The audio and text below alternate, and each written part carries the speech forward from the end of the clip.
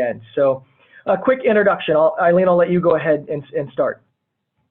I'm Eileen Lanning-Kettering. I'm very excited to be here today. I am the Senior Vice President of Strategic Design and Analysis at Quester. I've been in marketing research for my whole life, and I still love it, and I love to provide you guys with insights and actionability to move your businesses forward. And Tim Hoskins, President of Quester, and we'll go ahead and get started. So linguistic segmentation, we had a couple of notes from people when they were registering saying, we've never heard of this, and what is it? And the reason for that is that based on our research, we are one of the only, if not the only, companies who is conducting and has created linguistic segmentation. So we're going to try to give you guys a full overview and get into the details on it. To set things up, though, for some of you for most of you on the phone, you're all very familiar of what the core business reason of a segmentation is. But I know that we have some people who might be a little bit new to research on the phone. So segmentations are typically the core business objective is identifying those high opportunity target segments within your consumer and potential consumer base. They can drive strategic approaches for both marketing and more from what we're seeing is innovation as well. And so many of the segmentations in the industry and what we work on, the objectives include identifying those meaningful and differentiated segments to target.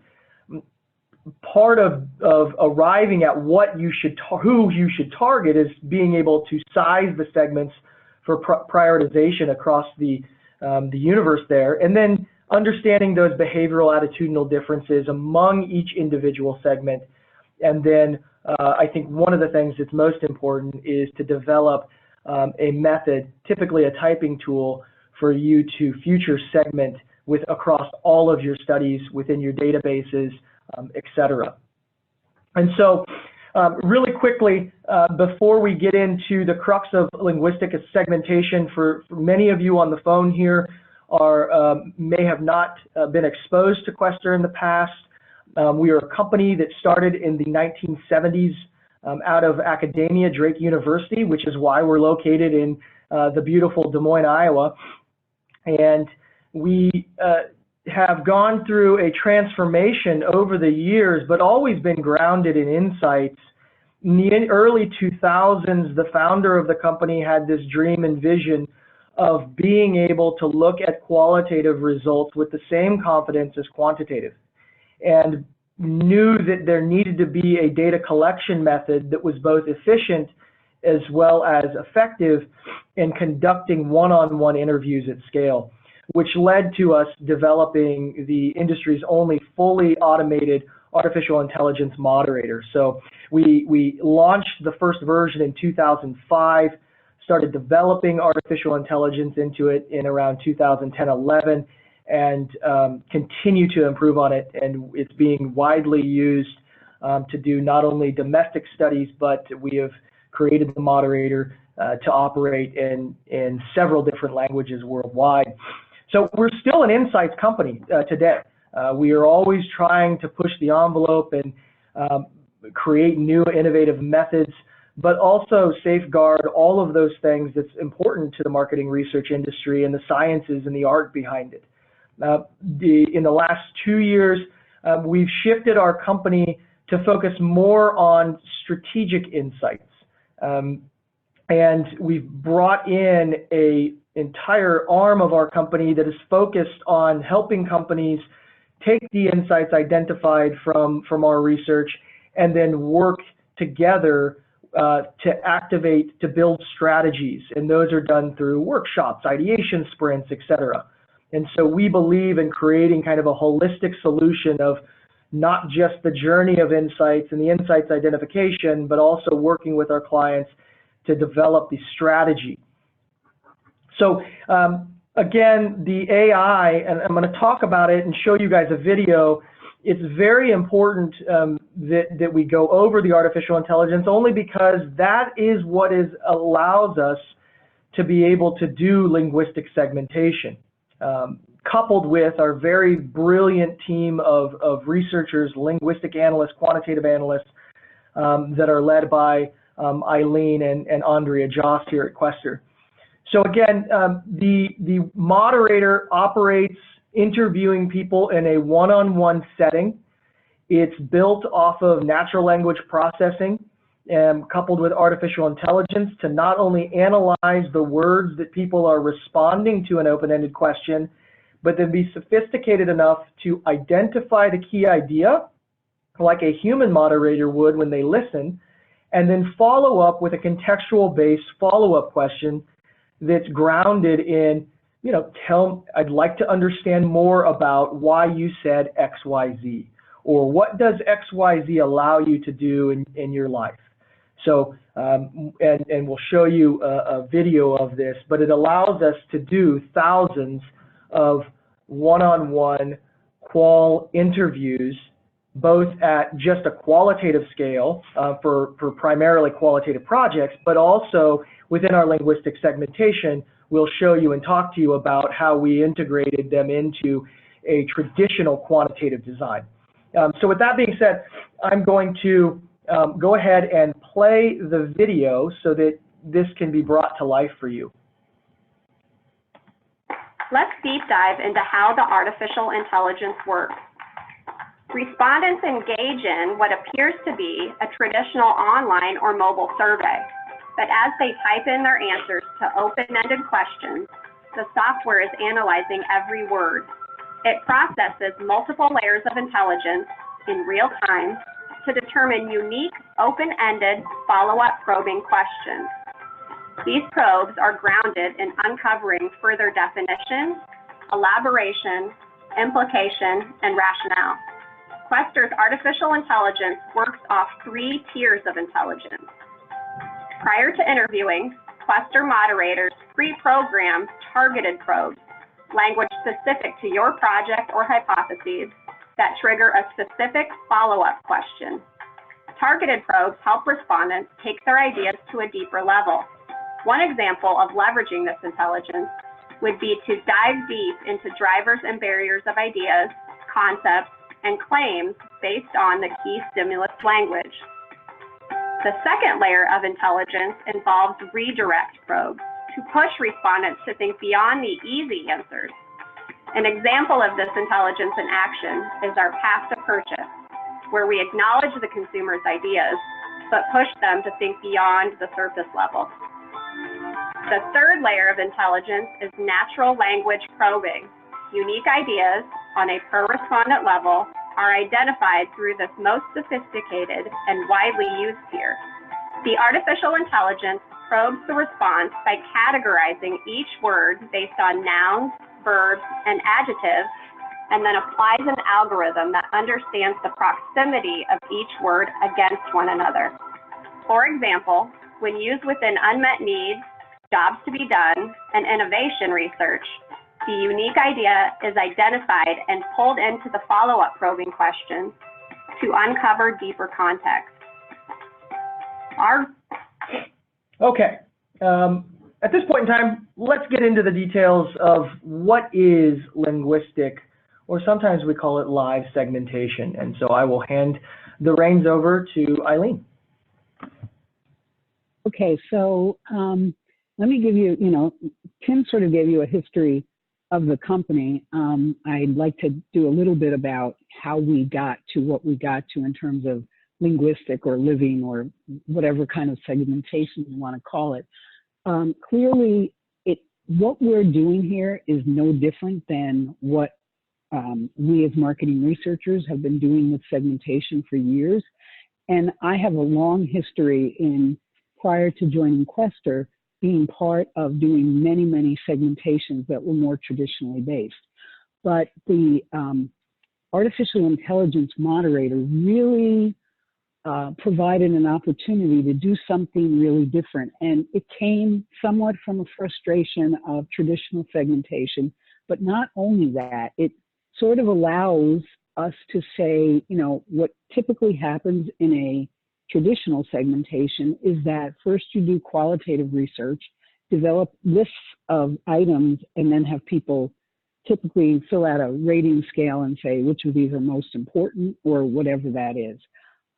What our technique does is it kind of allows you to build the qualitative phase into the quantitative phase. But the difference is that typically when you do the qualitative research first, it's based on a very, very small set of respondents, and then we build a list based on that. This allows you to do that exercise at scale, and not only that, but it's part of the interview. So I'll say more about this as we go to the next slide.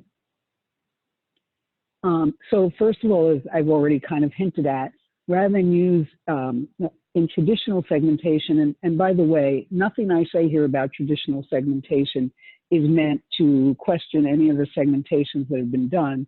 It's more just to show differentiation between what we do and what is more traditionally done. So typically it uses an a priori battery of closed-end data, where ours utilizes coding of naturally occurring mentions of needs or jobs or whatever that is in context. And this has a lot of benefits. One of them is the next thing, which is the rating scale task is just kind of inherently not engaging. So people may be paying less attention to when they're just looking at a list that shows up on the screen. We may have activated them a little bit, but one of the important differences is our task is inherently engaging because you're having people tell you what's important to them, what their needs are, etc. And that, to me, has two collateral benefits. One is that they're now engaged, not only cognitively and emotionally, but they're also cognitively activated. So that has ramifications for the whole rest of the interview because they're now doing an interview that they're engaged in as opposed to filling out rating scales, okay? Next. So the key segmenting mechanism in the traditional approach is often continuous data, which I've already said is dependent on rating scales, whereas our key segmenting mechanism is based on categorical data and sometimes continuous data. So what we do is we have software that allows us to take the myriad of qualitative information we get from engaging someone in a interview during the segmentation study, and we code it to basically to zeros and ones. So we turn that linguistic information into quantitative data. And, you know, some of the other aspects of it are that, you know, at least in my experience, there's a lot of issues that sometimes crop up, not always, with how people use rating scales and how that creates, how that underlies some issues with segmentation that sometimes happens. And of course, that is completely absent from our approach because it's not based on rating scales to start with. And, you know, this is kind of a corollary of that. Small portions of the rating scales are typically used, whereas this is just a completely different method. So it's not vulnerable to those kinds of issues. Here, another advantage is that in our segments, let's say we come up with segments and somebody goes, well, you know, I don't really completely see that in the data. Well, we can easily validate what we're seeing by showing verbatim after verbatim that ended up being in that segment. So it's a little different in that it's not statistically created. It's very much language created. And then, yes, we use a cluster analysis to get there, but it's really validated and verified by, okay, once we have a segment, we should be able to read lots and lots of verbatims that underlie what those themes are that we use to cluster on. One of the other advantages of this, or kind of, again, the zeitgeist part of this is, along with when we were developing this, mobile friendliness became a very important consideration. And that is a big issue when you're doing scales within a mobile survey, because oftentimes when you have a segmentation battery, it's it could be 30 to 50 different questions, whereas the Quester conversation is very mobile friendly. In fact, it's based on texting, which is how we all use our mobile phones to start with. One of the other advantages is those verbatims that I talked about are then there to provide a lot of marketing and communication stimuli for going forward. That's kind of another part of it. So, so the design, I've sort of said this already, but just to be a little redundant here, redundancy never hurts really. So we use natural language conversations, and they're obtained within context, which is another reason why I say people are both emotionally and cognitively engaged, because we're having a conversation, for instance, about, well, tell me what your day was like before you decided to order that, right? And so they were telling us, oh, well, I was stressed out and my kids were running around and I was too frenzied and I just needed something to order quick and fast. I didn't have time to make dinner. We then linguistically code the needs and emotions that emerge from these conversations. And it is a very disciplined coding test. So, you know, nothing gets coded. I mean, we code them, but clearly there's a frequency aspect to this that's captured in the coding. We then use, as I told you, the 0 and 1 theme analysis to put into an SPSS two-step cluster component. And that's great because SPSS two-step cluster allows categorical data to be utilized as opposed to some of the other approaches that really do depend on continuous data. So again, a Zeitgeist SPSS came up with this two-step cluster component analysis that really went along, enabled us to be able to do this. And then once you get past the clustering approach itself, it's really very similar to all other segmentations I've ever been involved in, which is that we profile and validate to make sure that things hang together, that they're coherent, real segments, not just kind of artifacts because they line up with other measures. So in other words, like for instance, we would make sure that if we have a price-driven segment that shows up, they're probably not the ones making the most money, and they're probably the ones who are shopping the retailers that go along with being more price conscious. So those kinds of things, similar to any other segmentation. And then similar to every other segmentation, we run a discriminant function analysis on the back end that can then be used for other studies. So just to give you an example of what the deliverables look like, and again, the deliverables are really no different than they'd be in any other segmentation, except that they can incorporate more emotional kinds of things. So this is a, this is a mock example, but you see you have some people who are more like hope seekers. Hope seekers is the kind of thing that probably wouldn't come out in a normal segmentation because hope is so important here. But when we codify the themes that people are talking about, hope can come up a lot in the natural language approach. So, but then and then we probably have a continuum. We often find a continuum between those more emotionally based segments and those more functional or pragmatic based segments, just like you see here. Not everyone is emotional. The second one also, the big betters, for them it's about giving them an exciting rush. So that would be a more emotional segment also. But then we have the more pragmatic segments that go with that. So again, we find really a continuum. One of the first studies we did this way, we were amazed because it was a very functional category. And yet what we found, what was driving people to buy this functional category was things like peace of mind, going off the grid, like things that you probably wouldn't put into a list if you were doing things that way. And then just like with all other segmentations, we, excuse me, we do profile each segment to show you what, who they are. And this would be a lot more than just shows up on this page, but it would include sizing the segment, saying what the segment spends, giving the demographics of the segment, providing the attitudes of the segment. And then we always differentiate them. It doesn't show up here, but we would show what this segment over-indexes on vis-a-vis other segments that are in the study. So we would be able to say exactly what they're differentiated on just by an eye blink, because it will show up in green if it's an over-index and red if it's an under-index. So these kind of summarize everything you need to know about this segment.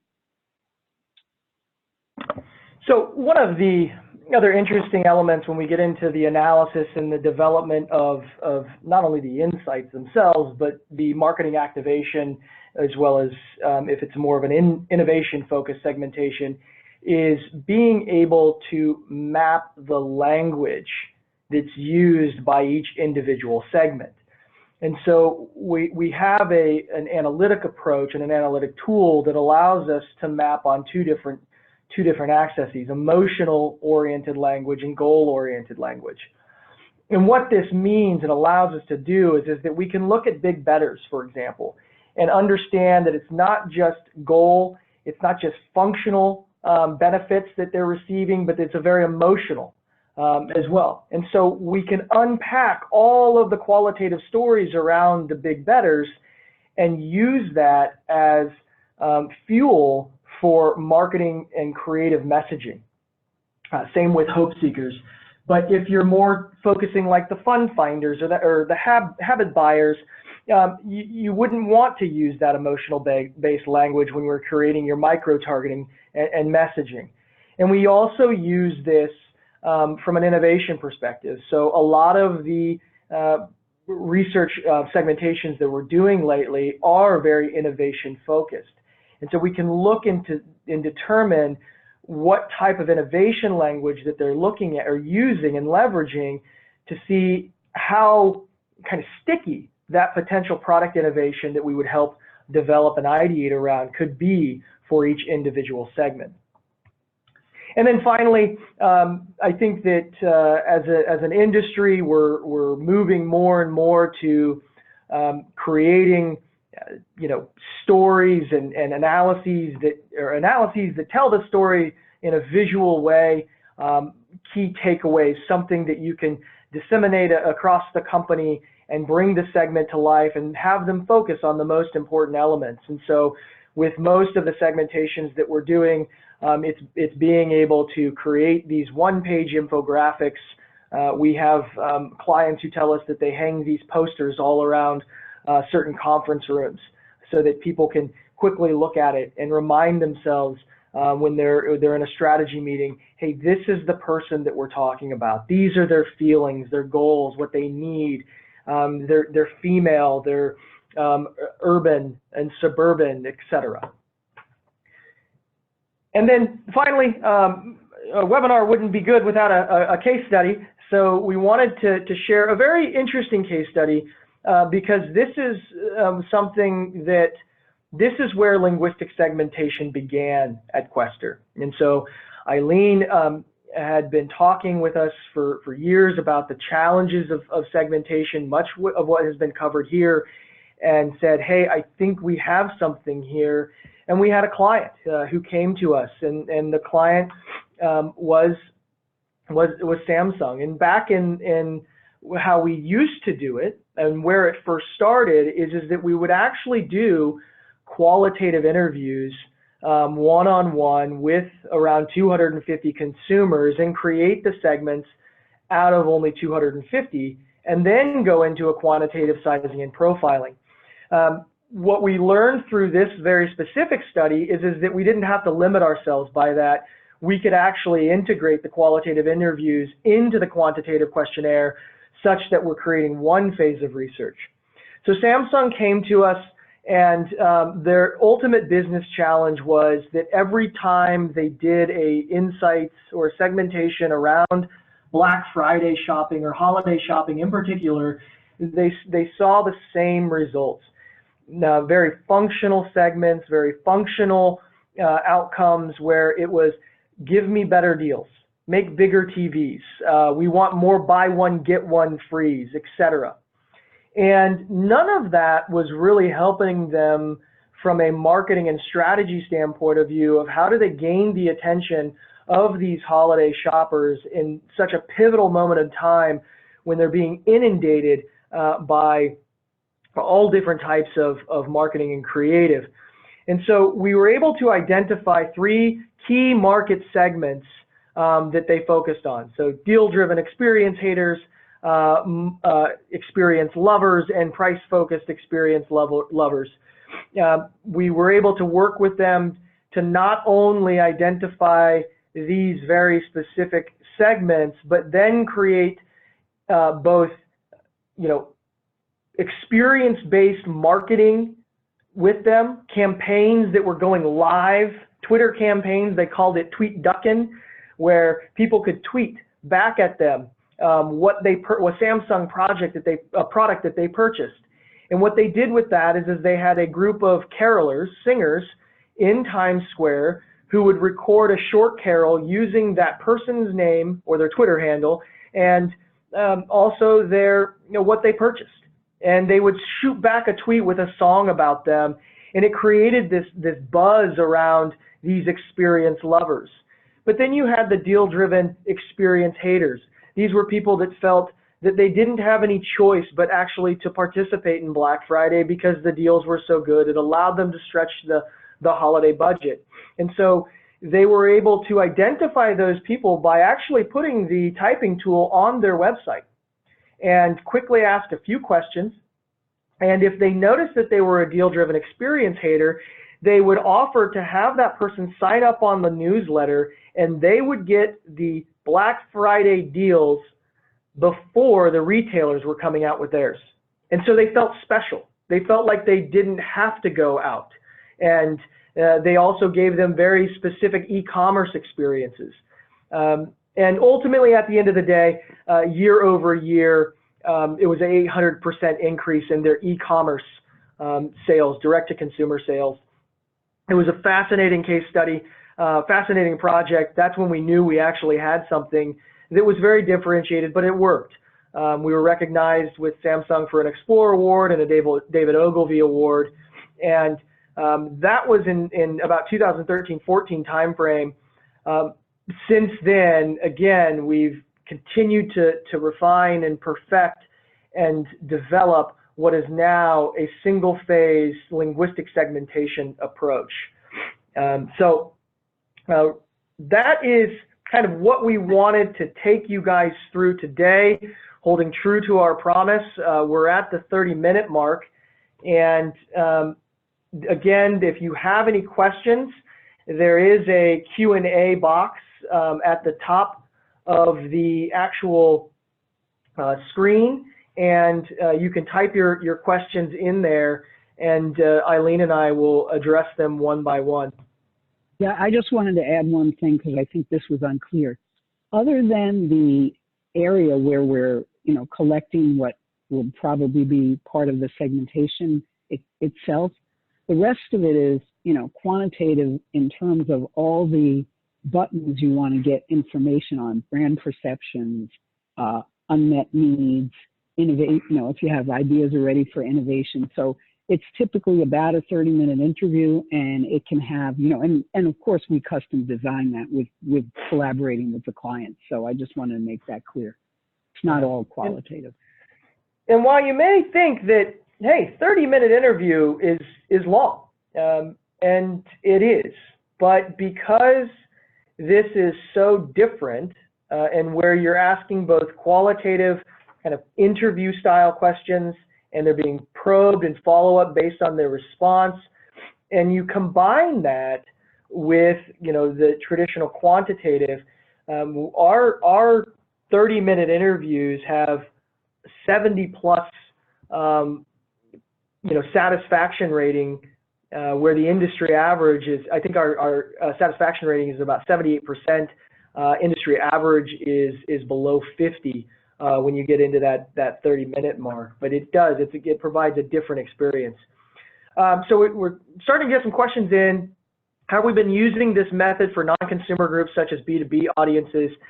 Yes, we just actually started a project today that is using a very specific type of consumer B2B audience. I think that the most successful B2B studies that we've had, because you want the sample size to be a little bit larger, is using a mixed method approach Sometimes it's augment from a database, but relying on your kind of traditional online panels, or we have creative ways of partnering with different associations to sample in. But all of our panelists, to answer another person's question and extend beyond this, all of our panelists are recruited through third-party outside companies and partners. We partner with the largest ones, and also for some of these niche business-to-business audience, we go for very strategic partnerships with certain panel providers. Quester does not have a panel, and in the current strategic roadmap of the company, we don't envision creating one either. But we have had projects where it's segmentation on their user base. And if you have a direct relationship with your consumer and you have a first-party data, we do have the ability to do a segmentation against the database, asking the more traditional kind of needs and behaviors and attitudinal questions, and then overlaying that with behavioral data to produce something very differentiated. We have another question that says, is the methodology meant to replace a two-step qual-quant approach? If so, do you feel the conversational approach misses granularity needed to identify opportunities? Yes, it is meant to replace that traditional qualitative at the upfront and qualitative or quantitative on the second phase. And of all the research or the segmentations that we've done, we actually see the opposite. We don't miss granularity. We actually obtain more granularity because you're doing qualitative in essence with 1,000, 2,000, 5,000 people. And so what you might miss in doing 2 or 3 focus groups or 12 to 20 IDIs, you gain by multiplying that 100-fold. It is important to note, though, I mean, every company is different, and that dependent upon where the company is in their or the industry is in terms of their how long they've been around, what type of data that they have, all of those things lead to us putting together a design. This isn't necessarily a cookie cutter approach. We've done studies where we've done a handful of qualitative interviews at the upfront, and in a more traditional setting. Quester has a team of moderators, and we did that for that specific project because the business really didn't know a lot. They didn't have a lot of information, and so we felt like we needed to go out and do a little bit of information so that we could build out some of those findings in the quali-quant phase. But again, the qual was able to get us the granularity. We also have other clients who, even though they feel like we've really brought the segments to life, the business environment that they're in is bringing key executives and stakeholders closer to the consumer. And so we have done segmentation studies where after we've built the typing tool, we will go and do traditional qualitative for the pure purpose of bringing those stakeholders into the room so that they know what a deal-driven experience hater, how they talk and how they act, etc. These are great questions, by the way. Thank you guys so much for sending, and please don't stop, whether it be about this or any other question about the methodology, etc. Eileen, go ahead. Can I just add one thing about and I may be misperceiving the question, but in terms of using third-party panel, because this is segmentation and because sizing is so important, we always start from a random rep sample and then qualify people into the study. But clearly, with segmentation, it needs to be market representative. So we're very orthodox about that. Yeah. I think that, we're always pretty honest with people about, what is the timeline for a type of segmentation. It's very similar to your traditional segmentation approach. Even though we're doing human-driven linguistic analysis, we are still able to reduce it in a traditional timeline. The other thing that we're very upfront with people is that this is going to be a bit more expensive than a traditional segmentation. We're not talking 100% or double the cost, but we are finding from various different clients that we're working with that it is anywhere between 10–30% more expensive than what they've done in the past. But oftentimes we're seeing that there's a value or there's a trade-off that they're willing to make because they're getting much larger, and much more granular findings. We have yeah, go ahead, Eileen. I think also the insights, the nature of the segments is kind of often very different because we've opened up realms of information like emotion that you typically didn't get in older segmentations. Yeah.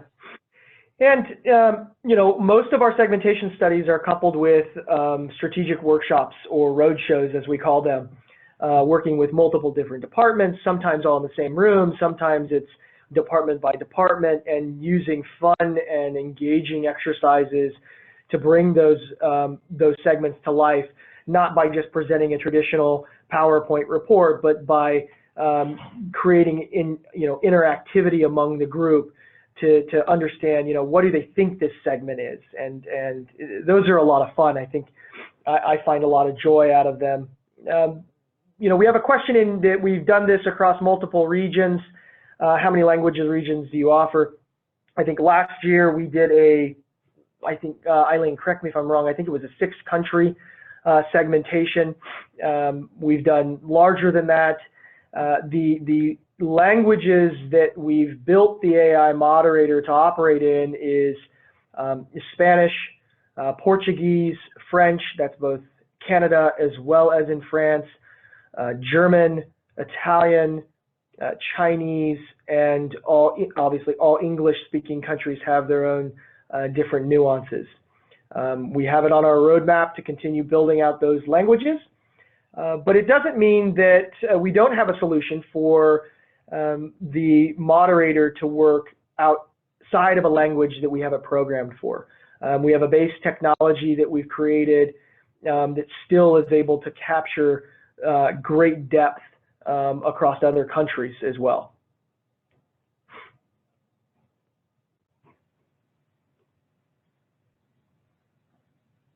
Great questions. Well, I think our promise was for all of you guys to give 15 minutes back in your day. Hopefully that'll allow you enough time to grab a late lunch, use the restroom before you're in between your meetings, or get back to those urgent emails that always hit our inbox. I kind of want to wrap up today. Thank you again for those of you who attended. This is our 3rd webinar that we've given over the past, I think, 4 or 5 months. We did reverse jobs earlier, which is our solution to concept development, eliminating kind of that iterative, traditional qualitative approach. And we did one on distinctive attributes, which is our version of what we call mind modeling, using both qualitative and implicit association to help identify new creative campaigns for brands and products. This one was obviously our segmentation. And then we might probably jump back up to the top of the wheel and do jobs to be done. We've been getting more and more requests about our approach to identifying new innovation spaces. So if you are interested in the reverse jobs of the distinctive attribute webinar, we do have those available. We're happy to send you a link. And again, our promise to you is to send you a link of this presentation, the recording, as well as the white paper that was written on linguistic segmentation. So with that, I don't think that we have any other additional questions that have come through. On behalf of Eileen, myself, and Quester, thanks for your time today. Have a great rest of the week, and if you're in the Midwest, stay warm. If you're somewhere beautiful, we envy you just a little bit. Take care, everyone.